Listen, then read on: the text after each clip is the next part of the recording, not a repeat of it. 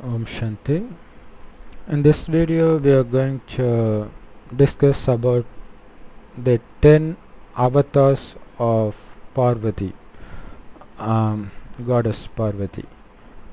Um,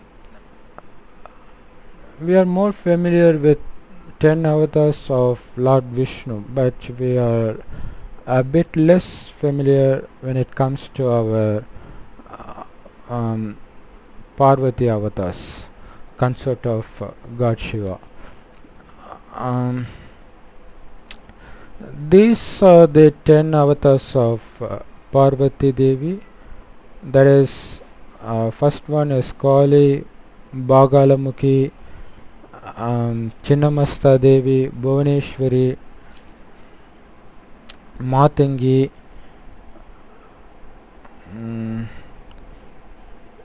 Swarashi, Dhumavati, Tripura Sundari,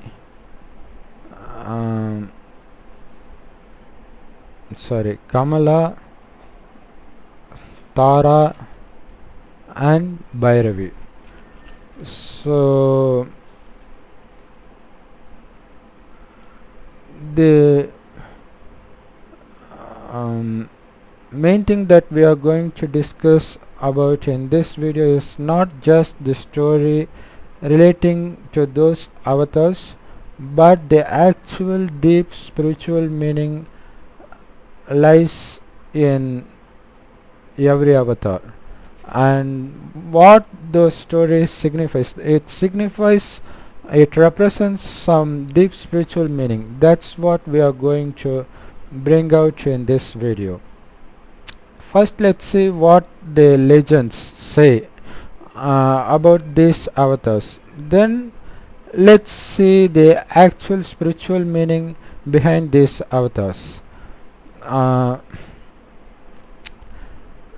But it is quite impossible to interpret the actual meaning behind any of these avatars particularly, or any Hindu deity in common. It is entirely impossible for the human mind to interpret the actual meaning behind any Hindu ritual or any Hindu deity or any Hindu legends. So it is only through God's direct knowledge one can see the actual meaning of these stories. That's what we are going to see here. So before seeing the avatars, let's see first the actual knowledge given directly by God through Brahma Kumaris in brief.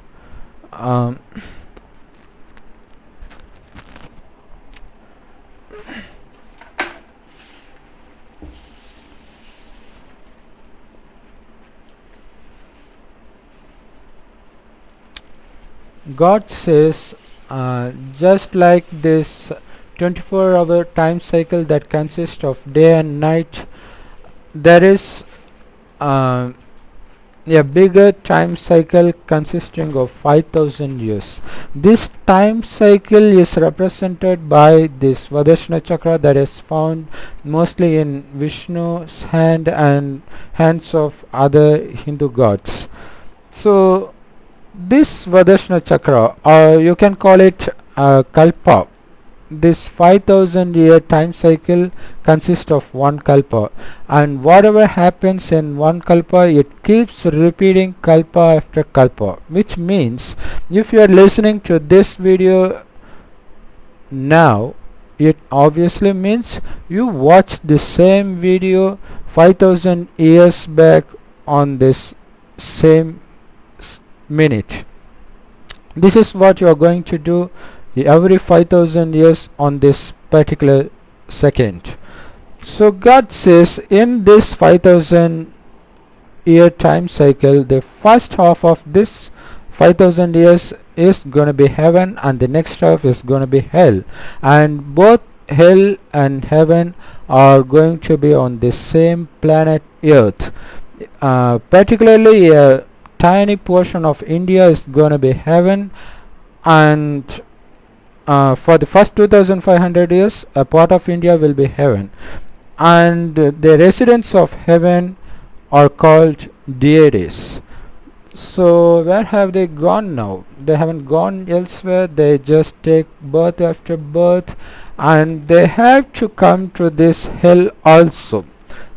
When they reach the second 2500 years, they forgot themselves that they were deities once, and they start behaving like humans, because of which they have to face huge suffering and pains of life. And God, in the last 100 years of this time cycle, comes. Uh, he enters an old man's body, and he starts to give the real knowledge. That is what is being given through Brahma Kumaris. And God, and by God I mean Allah of Muslims, Shiva of Hindus, Heavenly Father of Jesus Christ, and Bible. So it all these names represent the same single God. God is only one. There cannot be another. He is the creator, and everything else is his creation. Whether it is the religious books like Bhagavad Gita, Bible, Quran, it all comes under creation. One cannot reach God through any of his creation. It is only when God himself comes we can understand the creator. We cannot understand God through any of the creation, through any of the religions. Okay. And God names this old man as Brahma, and whoever listens to God's teachings through Brahma, they are called Brahma Kumar and Kumaris.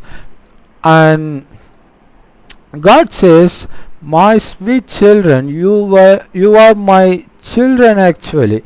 I came 5000 years back on the same last 100 years, and I gave you the teachings that is required to enter heaven, and I'm going to do the same now. And God says, the reason you suffered so far in the last 2500 years is because that you considered yourself as a destructible body. You are not this perishable body, because when you were in heaven as a deity, you considered yourself not as the perishable body, but the soul that controls this body. And that soul exists as a point of light shining like a tiny star in between your eyebrows, and that is the reason why Indians wear bindis in between their eyebrows. And God asks you to become soul consciousness. That is, that you have to remind yourself constantly that you are a soul and not the body. This is how God transforms us from being body consciousness to being soul consciousness. The more effort you put into becoming soul consciousness, the higher the post that you gain in the heaven.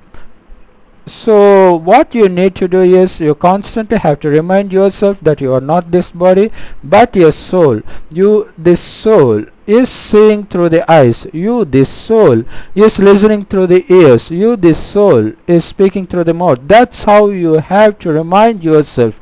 By constantly practicing over this, you will eventually become soul consciousness. And but still, this 2500 years body consciousness is deeply ingrained in your soul, and you have to burn those memories. It gets recorded in your soul as sanskar. So to burn out those memories, there is only one way out, that is to remember God. But so far nobody knows how God looks like. But God now says that since you are the soul that controls this body and not the body, and I, that is the God, the Father of all souls, is also existing as a soul. That is why he is called Supreme Soul. We are here on this planet, but God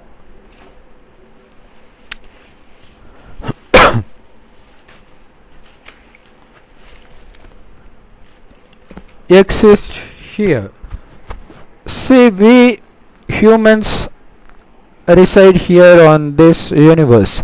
Above this universe, there's a place called Sukshma that's a place comprised of light, and above it there's another light world called Parandam or Brahmalok or Supreme Abode, uh, or the world of souls, because we before coming here exist as souls there without any body, and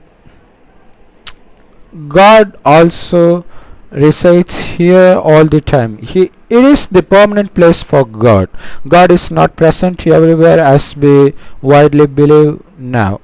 So we take human birth once we come down from here to this earth, we start taking birth. So we have to complete that 5000 year time cycle, and only after the completion of it we will all be going back to our real home called Parandam.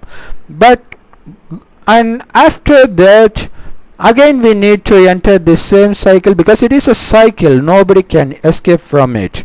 But God, only in the last 100 years of this Kalpa cycle, enters Brahma and start giving this knowledge. So this is what God teaches. It is called Raja Yoga. That is connecting our mind with the God. That is what yoga truly represents. But humans, since they were not aware of this fact, they start connecting human minds to their breathing activity or some other body parts or some sound like Omkar. So this is what humans have created, and they all come under yoga called Hatha Yoga. But Raja Yoga can only be taught directly by God Shiva, and it is available originally only through Brahma Kumaris. Okay. So this is what yoga is about. You have to remind yourself as a soul, and then you have to remember our God, who is shining like a tiny star in a golden reddish place. So that's what the portrait behind me represents. That's middle point of light is actually the form. It represents the form of our Father. So the more you think about God, the more you connect yourself with the memories of God and His teachings, the more the body consciousness is going to get wiped out. So the sins that were recorded as our sanskar, as our behavior, they get wiped away. So that's the only way to wash away our sin, and we cannot wash away our sins by sacrificing some animals or by sacrificing Jesus Christ on cross. That's only going to add your sins. That's not the way to wipe out our sins. So God, in the last 100 years of this Kalpa cycle, He is actually, through the knowledge, He is transforming ourselves from body conscious beings into soul conscious beings. So by this, whatever that gets recorded in the soul, that gets transferred to the next birth along with this soul. That's the actual secret. So far we have been body conscious. So God now teaches you to become soul conscious, and this becomes the habit. So you consider yourself as a soul, and you start seeing people as soul. So this habit gets recorded in our sanskar and gets transformed into our next birth. So the more you record these soul conscious behavioral patterns, the more is the chance that you come to heaven very early and also reach a higher post like Lord Krishna or Lord Rama or whatever. So they all come under deities, they are not gods. They lived in India 2500 years back, and they are going to inhabit India very soon, within next 50 years. So that's why God is giving this knowledge through Brahma Kumaris, and this 100 years is called Sangam Yuga. That is the time when God and his children meet. That is when children recognizes their father and God recognizes his children and start sharing love and knowledge. Okay, this is the actual knowledge given through Brahma Kumaris directly by God. And now let's see all the stories of Parvati avatars and interpret the actual spiritual meaning behind each avatar. The first avatar is Kali.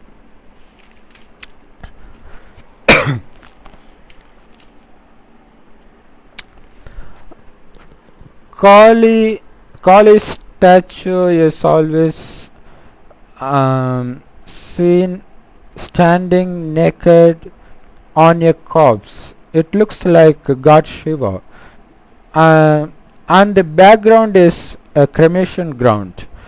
She wears garland of skulls, and she holds a cut off head in one of her hands, and one of her hands have that curved sword, and all other hands have many other weapons. So she looks so fearsome, so threatening. It's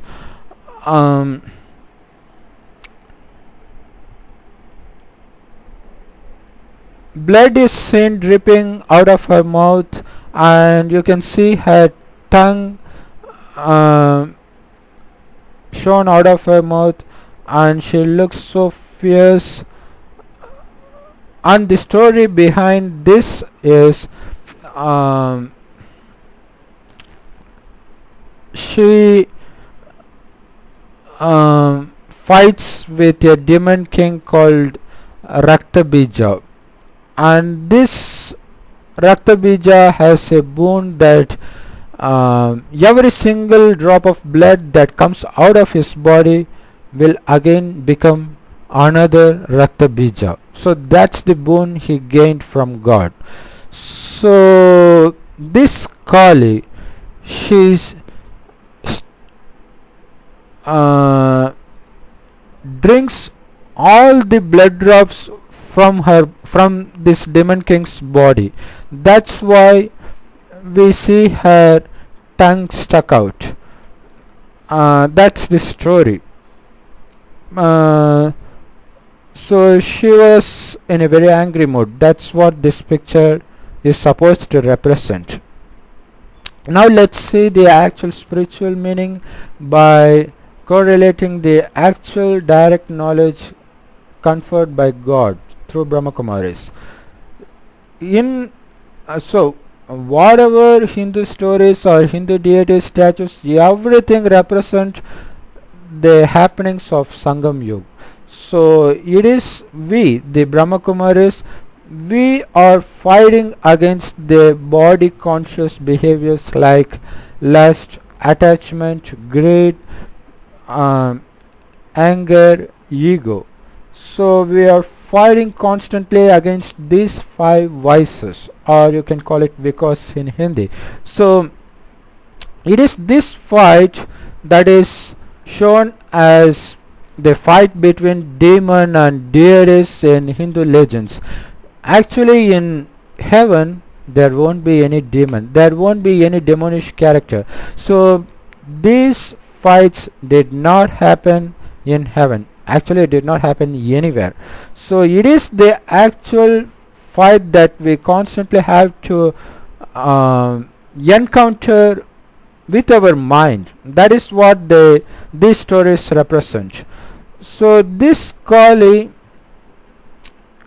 she is shown naked, which means sometimes, so the amount of body that is exposed in Hindu deities actually represents the amount of body consciousness that uh, that we retain while we are fighting against that body conscious called Maya or Ravan or Satan or Satan. All represent only this body consciousness. So lust or sex, that is the greatest vice that is very difficult to overcome. So that's, and there is another story that when Parvati was in a very angry mood, when she was about to destroy the whole world, God Shiva wants to block her, so he lied on her way. She stepped on him and finally realized that it is her own husband that she is standing upon. So she felt shy, and that's why she stuck her tongue out. That's one of the legends. But the actual thing is, in her attempt to overcome the lust, the main enemy is of course her companion, that is her husband or lover. But in reality, whatever that is shown under Hindu deities' feet, it means they are in total control of that demonic attitude. So that husband represents that sexual thirst. So she has, so that picture actually represents her fierceness, her relentlessness in overcoming the lust. So she just recognizes him as a soul and not as a body. That is why she holds a cut off head. It means she has cut off her body consciousness and she has succeeded in becoming soul conscious. That is what Kali actually represents. It doesn't represent any killing or anything like that. If it actually involves any bloodshot killing or something like that, we wouldn't be building temple for them and we wouldn't be worshipping, right? So this is the actual secret because of which Kali is being worshipped right now. So it is the courageous act of Brahma Kumaris in overcoming body conscious. And the second avatar is Bagalamukhi, and this particular Devi is shown holding a tongue of a demon, and she was about to thrash the tongue with another weapon. So the story goes that once a demon called Ruru, he was offering penance to Brahma in an attempt to gain more power. But these deities, they were afraid of what's going to happen if Ruru is going to get more power. So they propitiated in front of yellow water. So this Bagalamukhi appeared and she stopped Ruru from chanting more mantras. So she has stopped any untoward incident that's going to happen due to boon that is going to be gained by Ruru. So that's what the story behind this particular picture of Bagalamukhi. And the actual spiritual meaning is the second vice that we need to conquer, we Brahma Kumaris need to conquer, is anger. So this tongue is the enemy that's going to blurt out our anger. So we need to have control over our tongue. God says in a recent Murli that we should have full control over our tongue, and we should not speak so loudly. We should always practice to speak in a softer tone. So that's what this particular avatar called Bagalamukhi represents. And the third avatar is Chinnamasta, and this avatar is gonna be very confusing for the viewers because she is shown standing on a love-making couple. A couple were engaging in sex, and she is standing on the couple who are busy in the act of sex. And this Chinnamasta Devi is naked, and her head is cut off, and the cut off head is held in one of her hands, and the blood streams that blurt out of her neck is being tasted by her own mouth and by two of her companions who are also naked, and they are called Dakini and Vamini. So this is the actual picture of Chinnamasta, and the story behind this is once Parvati was going to take bath in the Mandakini river along with her friends called Domini and Vamini, and these two friends become very hungry and they start nagging Parvati with request that they want some food.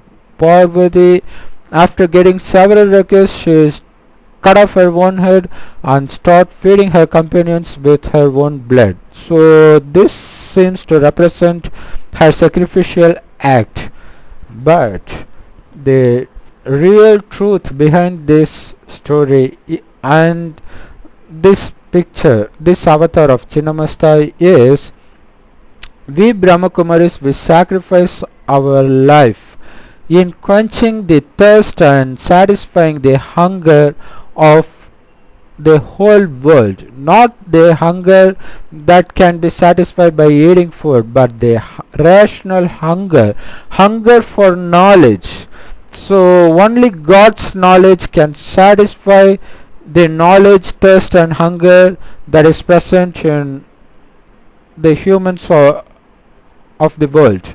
So we spend our whole life in satisfying that knowledge hunger. That is what that picture represents by cutting her own head. That means we sacrifice ourselves in satisfying the hunger of our fellow brothers. It also represents, since she is seen standing on the love-making couple, it means she is overcoming her own sexual thirst that arises out of the body conscious. So we are overcoming that. That's what the act of cutting off her own head means, that she is cutting off her body conscious by her implacable attitude, by her strict attitude over sexual thirst. She didn't give in to the body consciousness, she stood over it. So that's what this Chinnamasta Devi actually represents. But this is, since people are not aware of this God's knowledge that's being given through Brahmakumaris, they misinterpret this avatar into something like this. Chinnamasta represents both life-giving and life-taking, that is sex and death, they coexist. They misinterpret this avatar in that way. Okay, coming to the fourth avatar, it is Bhuvaneshwari. It is also called Rajarajeshwari.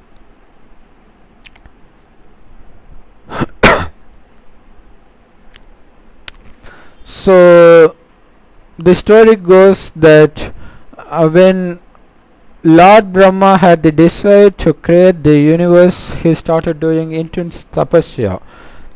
Uh, and he was invading the energy of creation called Kriya Shakti, and that's when, pleased with his meditation, intense meditation, Bhuvaneshwari appeared before him, and she had noose in one of her hands and a curved sword in one of her hands, and one of her hands has this blessing mudra, and another hand has the mudra of dispelling fear.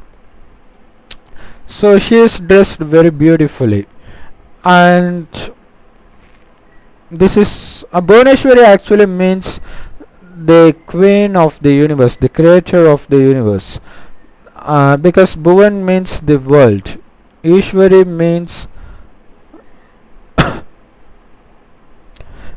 the queen or the controller of the universe. So the actual spiritual secret behind this avatar is actually God gives this knowledge through Brahma, right? So by this knowledge Saraswati arises, because that particular vehicle God uses is named as Brahma by God directly, and those who listen to that become Brahma Kumaris, and out of those Brahma Kumaris there is one particular sister who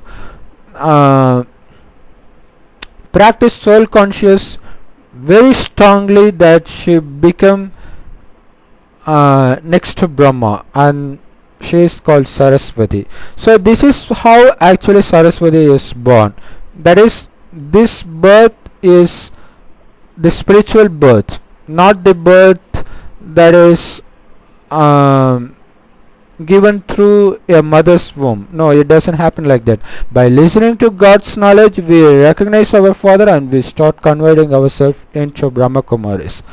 So that's what this Bhuvaneshwari represents, and there are many names for this Bhuvaneshwari, like Jagadamba. In southern side we call Mariamman, we call many Ammans.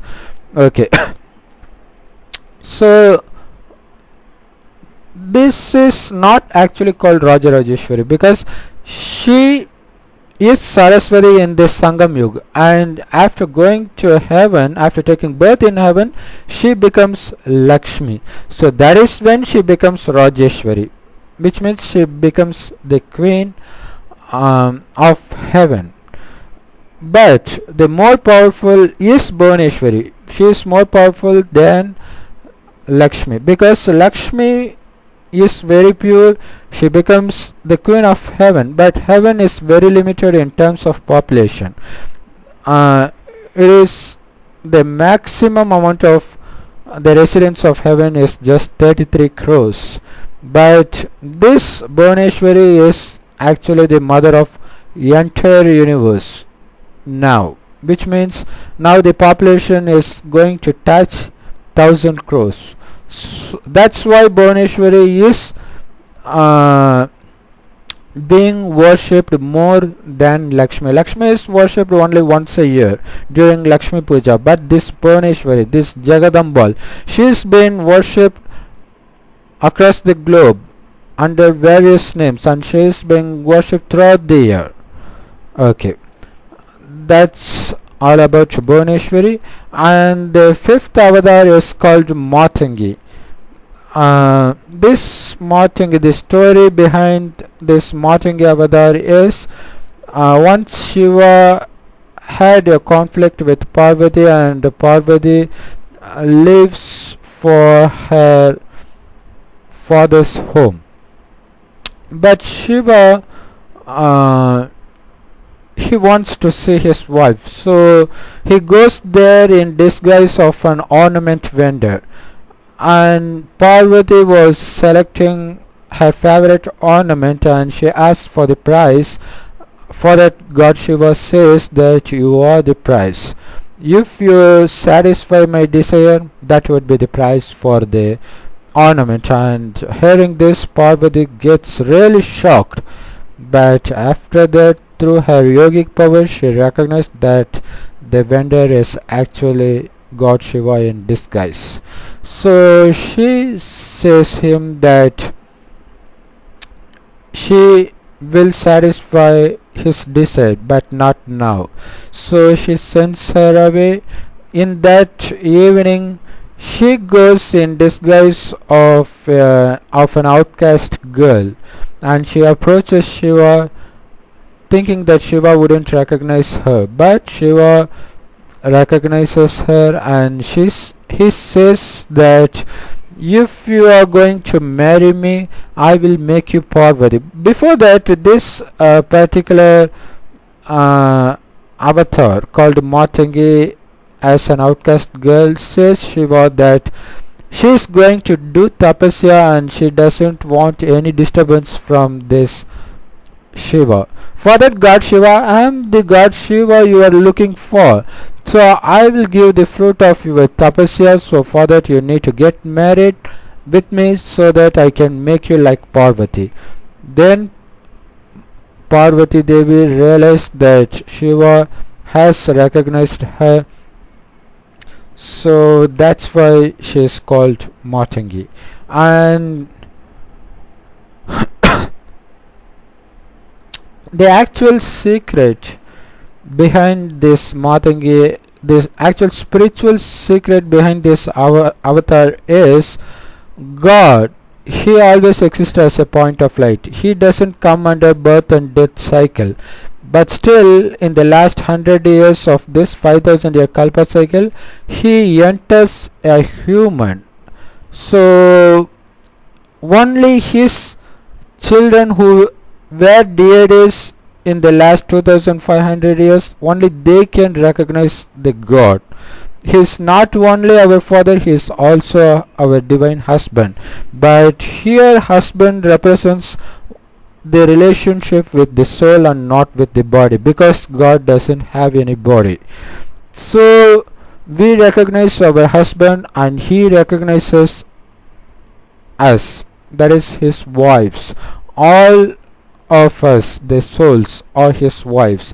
So he adorned us with the jewels of knowledge, and as a price, all we need to do is to surrender ourselves to him. That is the actual price for the ornament that he is giving us. That is what this story actually represents. Okay, and the sixth character or the sixth avatar is Swarashya, and this is also called Tripura Sundari. And the story behind that is Shiva and Parvati is in a brief conflict, and he says this to Narad Muni, and Narad Muni goes to Parvati Devi and says that Shiva is in relationship with another girl. So Parvati gets very furious and she starts taking form as a beautiful 16-year-old girl, and she approaches God Shiva, and she sees her own reflection on God Shiva's chest, but she mistakes it for another girl and she gets more angry and she starts quarreling with her husband. And for that, God Shiva says, "Oh dear Parvati, look closely into my heart and you will then see who that actually is." Then Parvati realizes that it is her own reflection, and God Shiva names this avatar as Sorashi, which means she is 16 years old. But the actual and the picture of this Sorashi is shown as God Shiva is lying on the floor and this Sorashi Devi is sitting on his chest above a lotus flower. So that is what the Sorashi avatar is, and the actual spiritual meaning behind that is it doesn't mean we are 16 years. It means by getting married to God Shiva, he adorns us with wells of knowledge because of which we acquire 16 divine qualities. That is what is represented in this story as 16-year-old girl, and that's how our soul becomes very beautiful. It actually represents the character of the soul and not the body. So we are always seated on God Shiva's heart. So that's our goal. So that is what is represented through this Swarasya avatar. And this seventh, and this is also called Tripura Sundari avatar, because this 16-year-old Swarasya, she is so beautiful that there is no one that can equal her beauty in three worlds. Okay, and the seventh avatar is called Dhumavati. She is shown as a widow wearing white sari, and she is shown holding a winnowing basket, and she is sitting in a horseless chariot. That's what Dhumavati looks like in a picture. And the story behind that form is, once Parvati is sitting on her husband Shiva's lap, and they are having some conversation, and she becomes very hungry, and she asks God Shiva to feed her repeatedly, but after a while she becomes so hungry that she starts eating God Shiva, and God Shiva, after entering her body, he opens his third eye. So it because of the heat that is produced by opening his third eye, the smoke starts emanating out of her body, and after some conversation, Shiva comes out of her body, and he curses Parvati that she should become a widow in this avatar, um, and that's why it is shown as Dhumavati with white dress.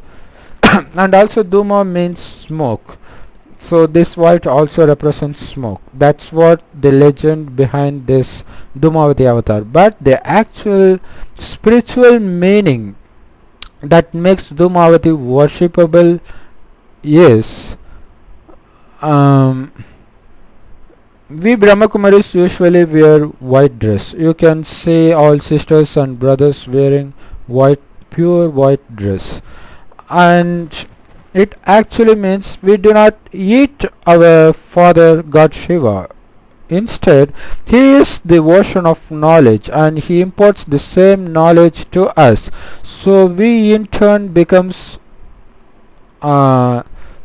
sons and daughters of ocean of knowledge. So we ourselves become master ocean of knowledge. So that's what eating God Shiva represents. We don't eat Shiva, instead we eat whatever knowledge he gives us, and by taking all the knowledge, our third eye opens. That third eye is the eye of knowledge. That is the knowledge of the soul. The soul exists as a point of light here, and mind, intellect and sanskar, all these three present in the soul. Actually all these three consist of a soul, so they are parts of the soul. So now God teaches us to recognize ourselves as soul, and also to see others as a soul. We cannot see others through eyes as a soul, because eyes can see only the body. So it is through our soul, that is through our intellect, that we visualize others as soul, and also we visualize ourselves as a soul, and also we visualize our Father God, Shiva, Allah or Paramapita as a soul. So this is what opening the third eye actually means. So he opens our third eye by imparting the divine knowledge.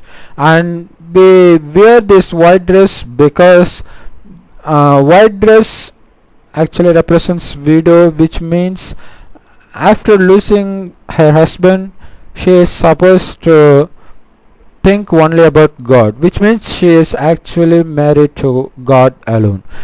So that's why we wear white dress. That's the actual significance of white dress.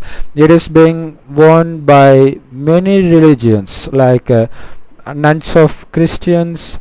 Muslims generally prefer white clothes, white parda, and Jainism. Many Indians usually wear white clothes, especially North Indians.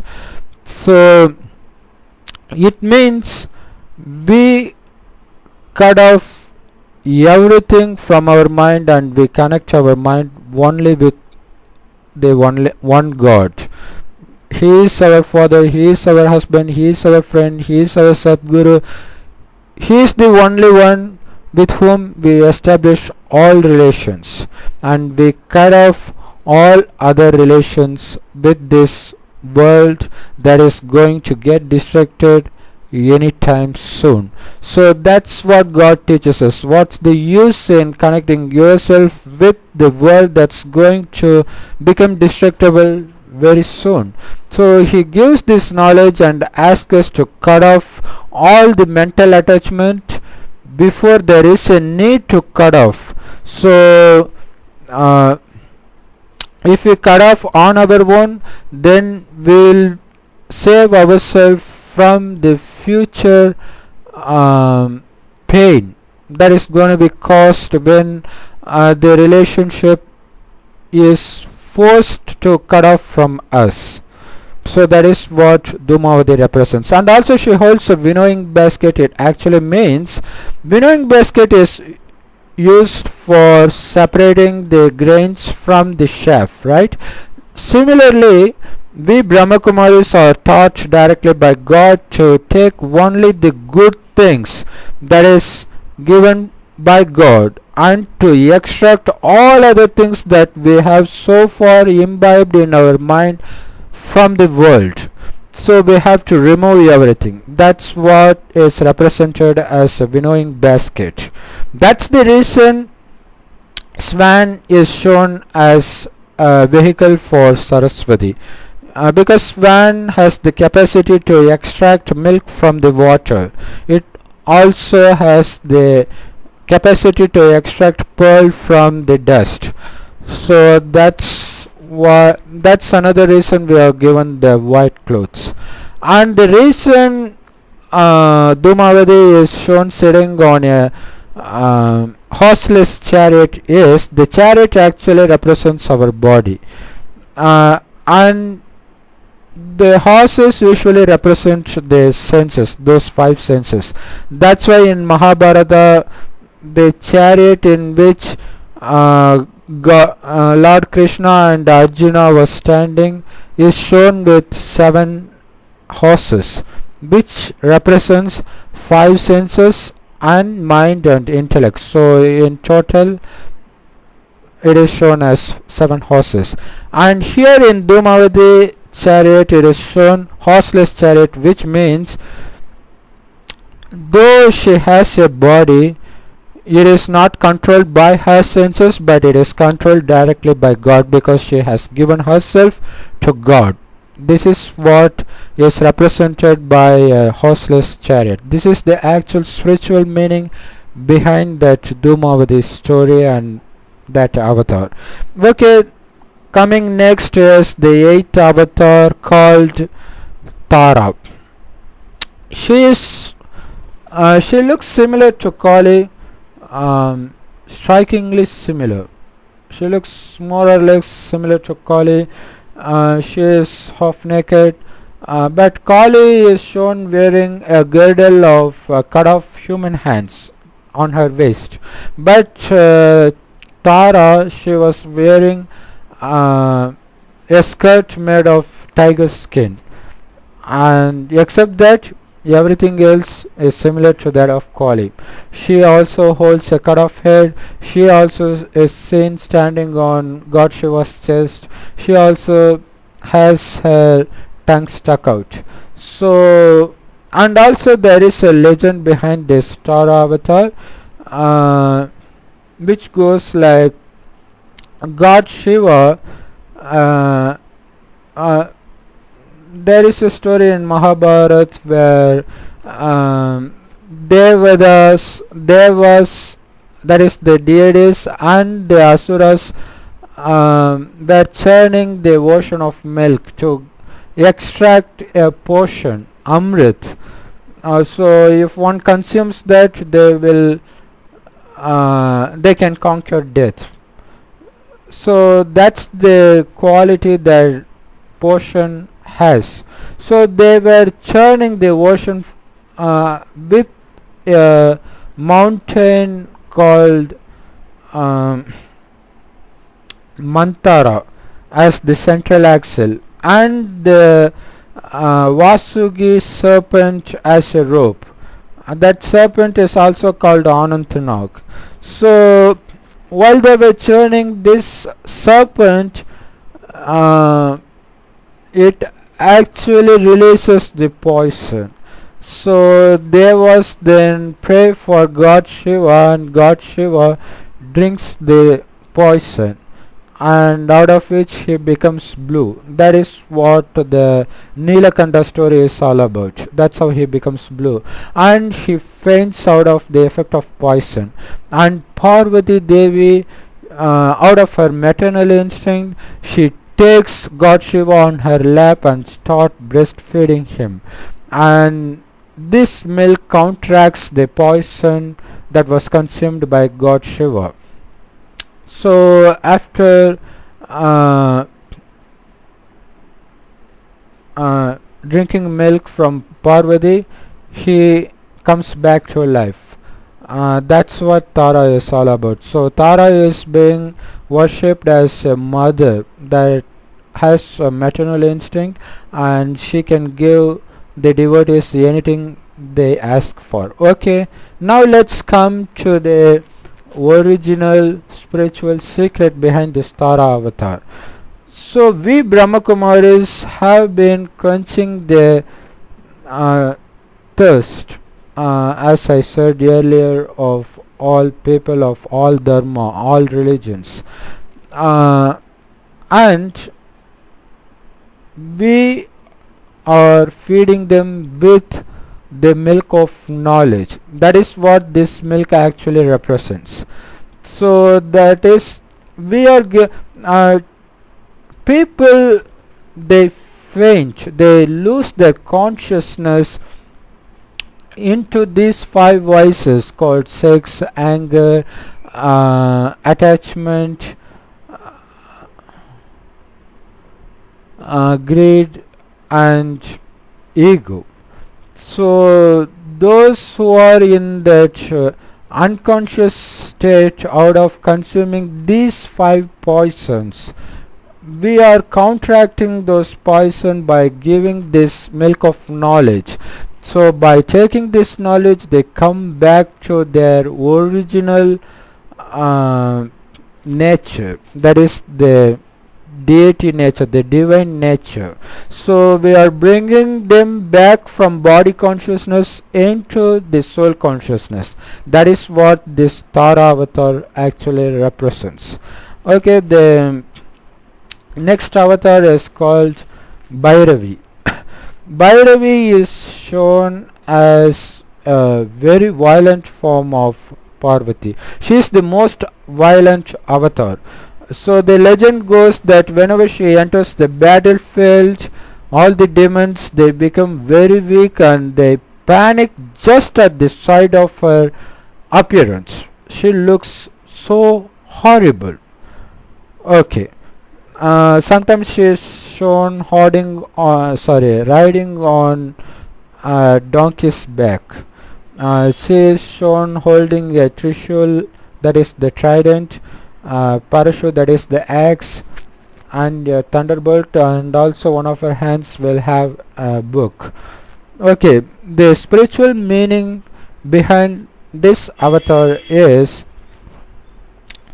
instead of fighting with Maya or Saturn, by holding the God's knowledge very close to our heart, Maya himself gets frightened on the very side of us, because he knows that we are fully conscious and we are fully connected with God Shiva.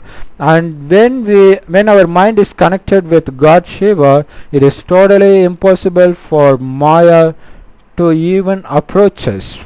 That's what this Bhairavi avatar, the ninth avatar, represents. And the final avatar is Kamala. It is none other than Mahalakshmi. So the story behind that goes, um, the god of deities called Indra, he was once cursed by Rishi Durvasa because um, this Durvasa once gifted Indra with a garland of Parijata flower, that is the flower of heaven, and he did not give enough respect to that garland, and he just placed it uh, on the elephant called Airavat, because he was lost into the beauty of Ramba. So Durvasa got very angry and he cursed him that Sri Mahalakshmi should leave his heaven. So on hearing this, demons, they start fighting with the deities, and they conquered heaven. So these deities along with Indra, they approached Brahma, and Brahma took them to Lord Vishnu, and Lord Vishnu advises them to churn the ocean of milk. So only then you will get many important things, and finally you will also get Sri Mahalakshmi. So but Vishnu also says it is impossible for only the deities to churn it, so you need to befriend asuras. So Indra along with his deity friends and asuras, they start to churn the ocean of milk with, as I said earlier, the Mandara mountain as the central axle, and the Vasuki snake as the rope. And in that attempt, many things appear, like divine horse called Uchashrava, Kamadhenu, that is the holy cow that can bless you with anything you want, and Dhanvantari, that is the Amrit, a deity with that particular portion they were looking for, and also goddess Lakshmi appeared finally. And the actual truth behind this avatar, Mahalakshmi avatar, is we were ruling this world when it was heaven in the first 2500 years, and when we become body conscious, we lose ourselves into Maya or Satan or Satan, that is those five vices called lust, greed, anger, and so and so. So that's how we lose heaven to Ravan, that is nothing but this Maya.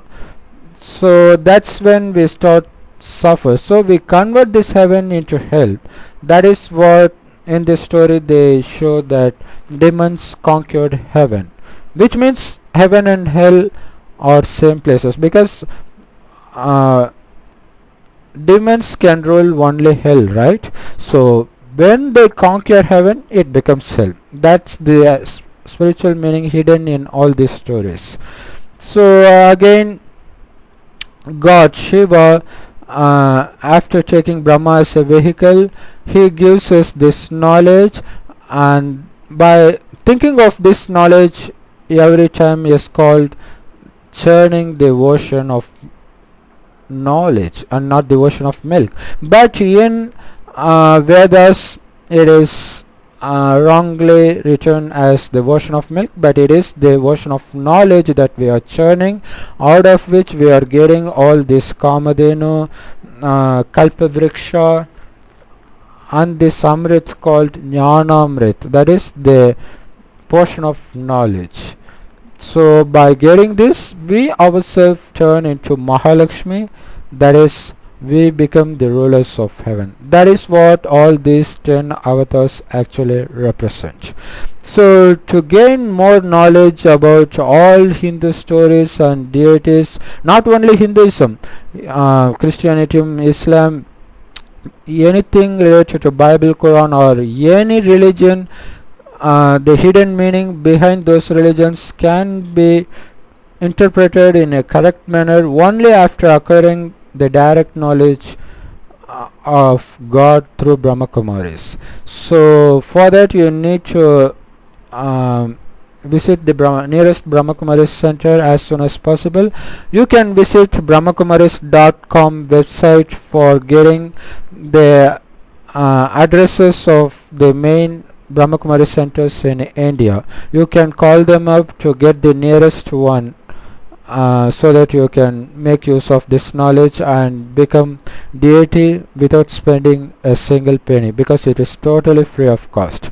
For those who reside out of India, you can use brahmakumaris.org website to locate the nearest Brahma Kumaris center. Okay, that's all for this video. Om Shanti.